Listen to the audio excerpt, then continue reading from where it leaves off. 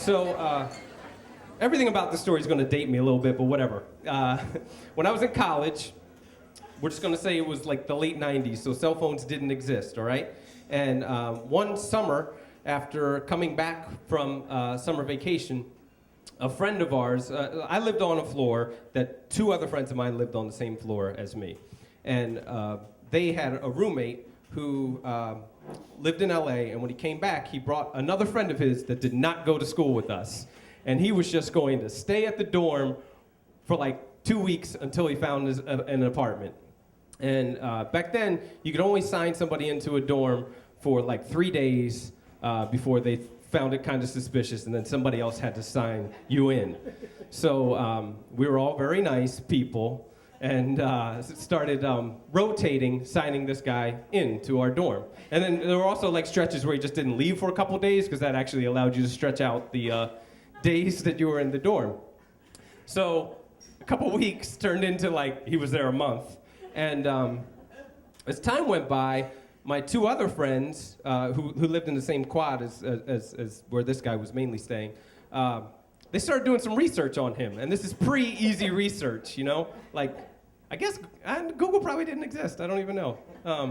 But the internet was around, and it wasn't that helpful in this. What they did was they saw his resume, because he was trying to find a job, supposedly.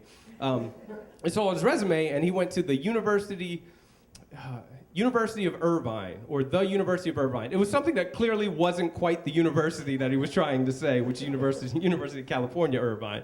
And that was the first sort of flag that caused some suspicion as to who the hell is this guy?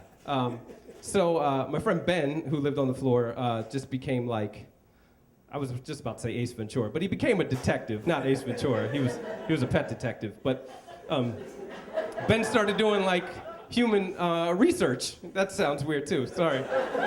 I did not plan this, and it's getting worse.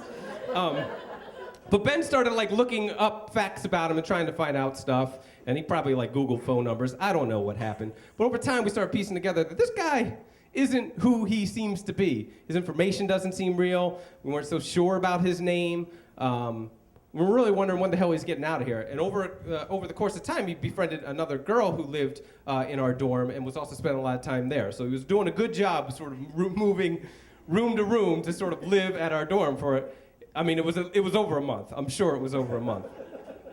So eventually Ben did enough research to realize that this guy isn't exactly who he said he was. And eventually he made a phone call to this guy's parents to do some research. He wasn't trying to be like a narc. He was just like trying to make sure that we all weren't going to get murdered, which for a while we thought maybe.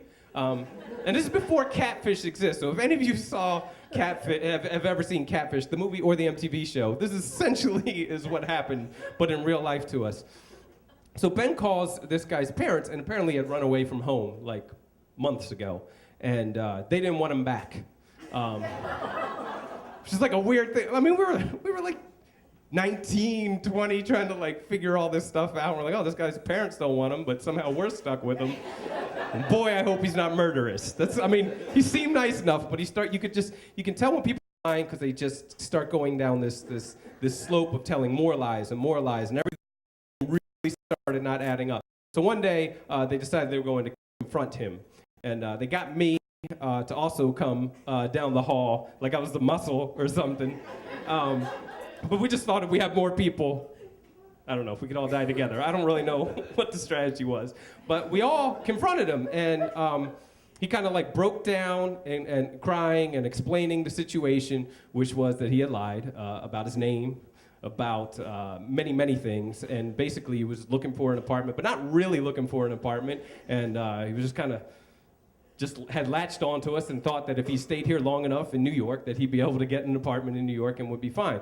And it turned into like this, I really remember it because it stopped being scary and just got really sad because the girl that he was talking to, it wasn't like a sexual relationship or anything like that, they were just friends, but she said some lines that night that I still think, I think this can't be real. No one talks like this. It was very much like a soap opera where she was like, it was all a lie? And she just kept repeating, it was all a lie for like 15 minutes. To the point where I almost laughed, but then was sad. And Really, the long story short is we all put together money to give him a plane ticket and send him back home. And I've never heard from him or seen him again.